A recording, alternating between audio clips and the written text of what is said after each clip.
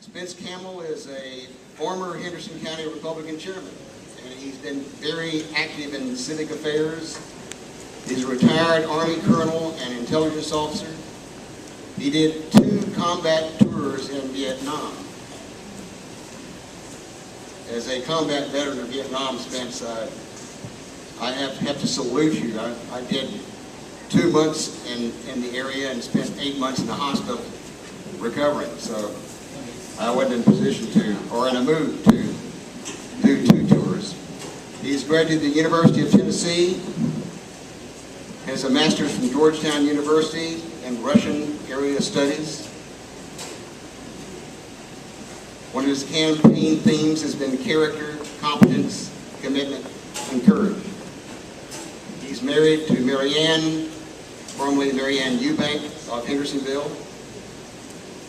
Spence has done a lot of things. He's been involved with the Red Cross as executive director, United Way chair, in the museum board. He's a regular Jeff Miller. Spence Campbell.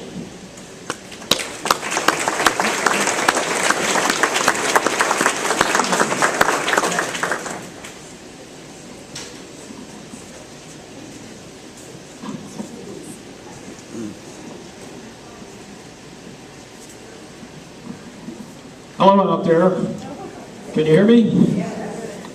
Which animal was that he was referring to? The president? Thanks, Abe. Yes, that was me Mike was talking about. But there's more to me than that. I need to tell you that I grew up in a military family. I'm an Army brat. I went to high school in Taiwan. I went to grade school in Austria. My parents taught me about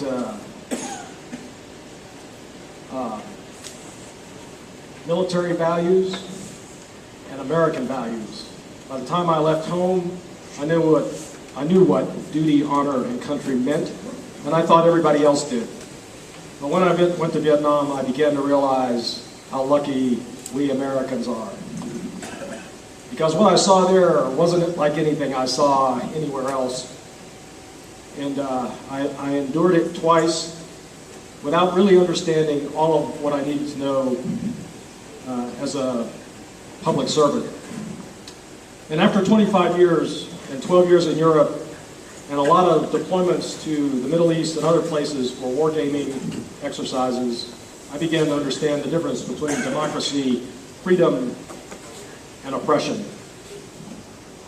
You could see it in the people's eyes where war was occurring. You could see it in their parents' eyes because they had given up. Their government wasn't helping them.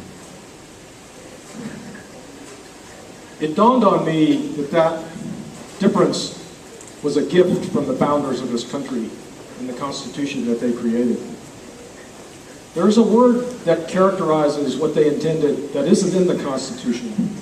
It's trust. And it's trust that got us 200 years deep into our history doing what we did, defending freedom, dying in places we never heard of so that people could be free, giving our lives willingly for democracy for others, that they can have the same experience that we've had. All that stuff about growing up as an Army person.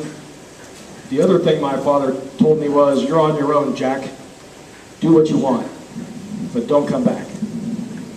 Our job is over.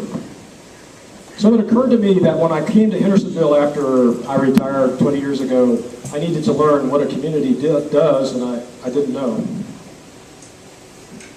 But I found out pretty quickly that there are a lot of other committed people here willing to sacrifice to make other people's lives better.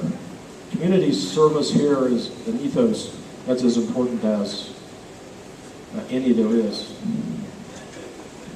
When the founders finished the Constitution, they passed it off to the next generation, and they said, here it is the best we can do. It isn't finished. Make it better. Earn it. Earn the right to be an American. Because if you don't, you won't have it very long. Because there are 2 things here that are very difficult to live up to that we've given you as a gift. The Constitution and its ideals of human dignity and freedom and democracy in the good book, without which it doesn't work. My parents made that pretty clear to me. And I've carried that with me everywhere I've gone. I believe in trust. It's an American value that makes us who we are. For 200 years, we've trusted in America to the point where we fought and died and conducted our lives on the basis of trust, just like the founders found a way to do when they wrote the Constitution and overcame all of their personal problems. Trust was with us in World War I, in World War II, in the Civil War, and every war we've ever fought. It made us a better nation, and it taught us how hard it is to be free and what price we must pay. And now we're not doing that anymore because those two documents are so hard to live up to, we don't want to do it. Let's take the easy way out. Let's find some politicians and send them to Washington and just give them carte blanche to do whatever they want, regardless of what this country's all about, and have they done that in spades. And it's easy to point a finger at them, but it's our fault. The keepers of the flame, represented by President Lincoln, that's us. We inherited that flame, and it's flickering dimmer and dimmer and dimmer because more and more of us in each election cycle opt out of the process that was a gift to us from the founders. Doesn't work. It doesn't work. Where is the trust in this nation that we know who we are and that nobody else can do what we do? Where is it? We don't have it, and we have to get it back. The way you get it back is take risks. Take a risk that one of the 8 of us is the person that needs to be in Washington to act on your behalf. Take a risk that one of us knows what trust is all about and how to build a bond of trust between the elected official and the people that sent that person to Washington. Take a risk and come back and help America to be better than she is today. As a public servant, I know what that's all about. When Ronald Reagan defeated the Soviet Union without firing a shot, it was those 4 words, I think, that made him the leader that he was. And we haven't seen that kind of leadership since, but it's here. It's in our hearts, in our souls.